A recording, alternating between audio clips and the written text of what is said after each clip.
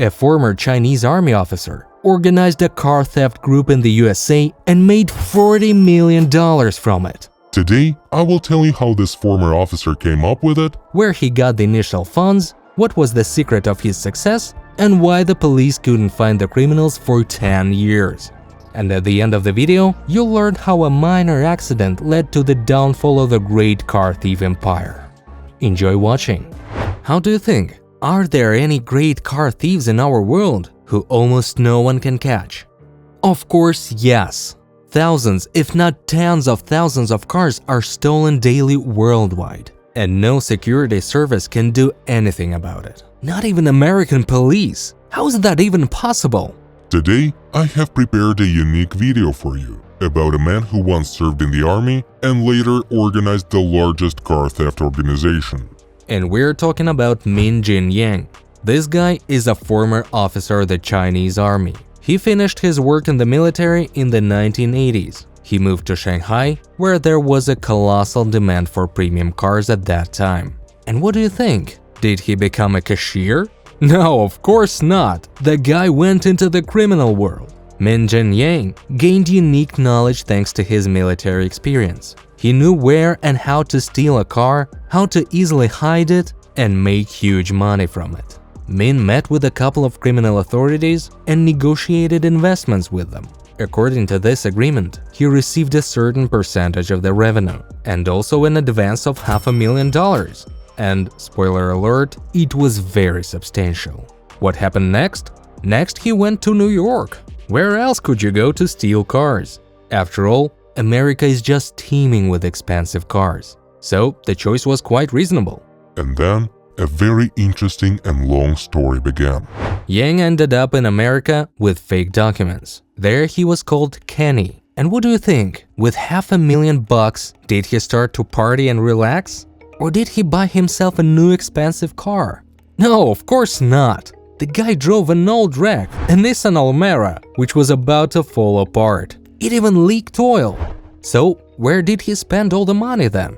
Logically, to create his own car theft organization. For this, he needed to find a warehouse. And it was a rather difficult task. The warehouse had to be far from the police station and not attract any attention. Such a place was quite difficult to find, because in the city center, there are many passers-by. And on the outskirts, in ghetto areas, such warehouses attract a lot of attention. But the hero of my video, Min Jin Yang, having previously found himself an accomplice, still found a suitable place. Next, the guys started preparing it for work. What exactly did they do? Well, for example, they installed surveillance cameras. This was another way to protect themselves from the police and other troubles. And Min, together with his accomplice, also created a dummy company. What was its purpose? So that if Yang and his team were caught anyway, all the stolen cars would be found and they would try to find the real criminals who were sitting in China at that moment. Then they wouldn't succeed. In essence, the main task of this company was only to prevent Americans from reaching China. After that, Min Jin Yang invited reliable Chinese workers to work. They worked at the warehouse, dismantled cars, and did everything that was required of them. And how did they disguise their work? Very simple, because the warehouse looked like it was managed by an ordinary grocery store. There were various goods outside, which created such a disguise. After the preparation stage was completed, Min decided to start his work. And for this, he needed his own team. However, the organizer knew little about car theft, so he turned to a guy who was a specialist in this field. His name was Dean, and this was a very important meeting, because it was this guy who organized the entire system of car thieves. Dean hired guys who performed certain operations with the car, thanks to which it could be easily stolen. There were 4 people in the team in total. First, of course, Dean. He was a kind of organizer. This guy managed the whole team, said where the car was, what needed to be done with it, and where to deliver it. Dean also communicated with Min Jin Yang, discussing all business matters with him. Who else was on the team? Well, for example, a guy who could steal any car by himself. He reprogrammed the car with a computer so that it could be started without a key. And the most amazing thing was that they carried out such manipulations in just a minute. So theoretically, If someone did realize that the car was being stolen, the police would never have had time to arrive at the scene. But don't think that was all there was to the operation. After all, if such a car was brought to the warehouse, a visit from the police would be inevitable. There are already quite a few different technological anti-theft systems in the world, so it was quite common for a special bug to be installed in the car, which transmitted data about the car's location to the police. And what did Min Jin Yang's team do about it? In fact, everything was very simple, and I'm very surprised by this. They simply moved the car to a parking lot where there were many expensive cars, for example, in a shopping center. And then, using a special device, the criminals searched for these bugs. Thus, they could easily avoid capture because the car was far from the main office and the criminals themselves were cautious. The cars stayed in such parking lots for several days. Several days later, as soon as the team realized that no one was following the car, they would transport it to the warehouse. And this process was personally led by Min Jin Yang himself. He decided to maximize the car's camouflage. How do you think he did it? No, there was no camouflage nets or repainting on the car. They simply transported the car during rush hour. And you know what? It's such a brilliant idea, so simple and effective that it's mind-blowing. Just imagine how difficult it would be for the police to find a stolen car in a huge stream of thousands of cars, especially in the morning when everyone is going to work. That's right, I think it's almost impossible. And then the cars were brought to the warehouse, or rather they were left a little further away from the actual building. Why? Well, it's simple, so that the thieves wouldn't know where the warehouse was located. It was another security measure that helped this criminal organization operate for as long as possible. And then, Jin's assistant would get into the car and drive it to the warehouse. But even then, it wasn't that simple. The thief had to drive several blocks in a special way. Why? To see if the police were tailing them. This method allowed them to precisely determine if anyone was following the car. Plus, there were cameras at the warehouse, so catching the car thieves red-handed was almost impossible. And when Yang felt it was safe, the car was finally brought into the warehouse. And what did they do with it there? Essentially, they restored it. Because during the theft process, locks, windows, or even the car itself could be damaged, and all these deficiencies were fixed. The car left the warehouse in perfect condition, and then they were loaded into containers. And here Min Jin Yang also showed ingenuity.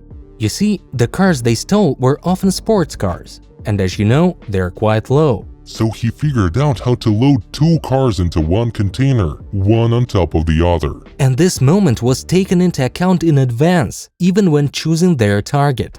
Then the cars were transported, and this was also a very complex and interesting process. When I was looking for information on this, I was in complete shock. Just imagine, first, the weight of the container with the cars was accurately measured. This was done to prepare the cargo documents. Then, Min Jin Yang fabricated fake papers, as if he were transporting food. Next, the truck would transport the container to New Jersey. There it would be loaded onto a train, then transported to California, and from there, loaded onto a ship. Quite a complicated scheme, isn't it? But the most interesting part comes next. The ship would sail to the East China Sea, where it would be met by another ship. Yes, you understood correctly. The container with the car was simply transferred from one ship to another, right in the sea. And after that, they were delivered to China, along with new documents stating their real contents. And this is how thousands of cars are stolen. Doesn't it seem to you that with all the precautions, it's almost impossible to track down the real criminals? That's what I think. And thanks to this, Min Jin Yang was able to earn around $40 million. A significant sum, isn't it? But he didn't intend to stop there. The thing is, the demand for premium cars was just too high. So Min went for an even bolder crime. A specially trained person would go to a dealership. There, he would inspect everything inside. All security systems, surveillance cameras, the numbers of employees, in general, everything that could interfere. And this accomplice would also take some car for a test drive. No, don't think that they stole the car right from the test drive, throwing out the dealership employee from the car. This was done to find out where the keys to the cars were kept. I am very surprised by the ingenuity of these criminals. After all, essentially they were hunting only in those dealerships where the cars were presented to the criminals on a silver platter. After the guy found out where the keys were kept, he would leave for a few days. And after that time, one night he would go to the dealership with his team. All they had to do was break into the dealership, take the keys, and steal the cars. And that's exactly what happened. At one point, they stole 5 or more cars from the lot. Naturally, almost all dealerships had alarm systems, but not everywhere were the surveillance cameras, so it was quite easy to escape from the scene of the crime before the police arrived. After all, it took law enforcement about 10 minutes to get to the dealership, and all the cars were gone within 2. Remarkable speed, isn't it? But there was a dark moment in Min Jin Yang's career. The thing is, one of the stolen cars got into an accident, and the criminal who was behind the wheel couldn't escape as it happened on a bridge. And when the police arrived there, they immediately realized that the car was stolen. And of course, they quickly caught the guy. And he in turn squealed on all the other car thieves, including Dean, almost the main assistant to Min Jin Yang. The police immediately began investigating this organization. Law enforcement officers found the warehouse where the cars were being exported and started watching it. However, even there the surveillance system saved the criminals. They left the premises in time, so nobody caught them. However, the police kept a close eye on Dean, and they started wiretapping his phone. But there was a problem. The thing is, the criminals constantly changed phones, literally throwing them away, so it was very difficult to find them. But then, the police overheard suspicious words about the guys meeting at a cafe, and they sent their undercover agent there. Thanks to these actions, the police found out where the criminals were looking for a warehouse, and they placed surveillance cameras there. Unfortunately for Min Jin Yang, he was unaware of this, so all of his actions were captured on camera. And because of this, he was caught. When the criminals finally moved to the warehouse, the police already knew all about them. And at one moment, there was a raid. That's when almost all members of organization involved in car theft were caught, including Min Jin Yang himself. By the way, he only made 2 mistakes which led to this outcome. I'm literally in shock because one of the mistakes was simply returning to this business. Min wanted to earn even more money, but he didn't know he was already under surveillance. So if he stayed in the shadows or simply left for China, no one would have ever found him.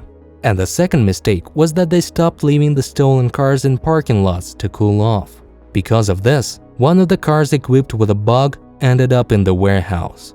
Although essentially, all this happened because of a minor accident where one of the thieves got caught. So much for counting on other people. Personally, I think Min Jin Yang was a true genius. He was able to absorb all the knowledge he gained as an officer in the Chinese army. It was he who was able to organize the largest car theft syndicate in the world, which brought him millions of dollars annually. After all, if Min Jin himself earned around 40 million, then how much money was actually earned dishonestly? I doubt we'll ever find out. But I would like to highlight another fact that greatly amazes me. In China itself, they didn't even consider that cars could be stolen. And this is a question for the government and police of that country. I think today, we all have understood who conceived the idea of the GTA game series, which is decrypted as Grand Theft Auto. What do you think of the story of this character? Did you like it? Write in the comments about whom I should make the next video. And thank you for watching.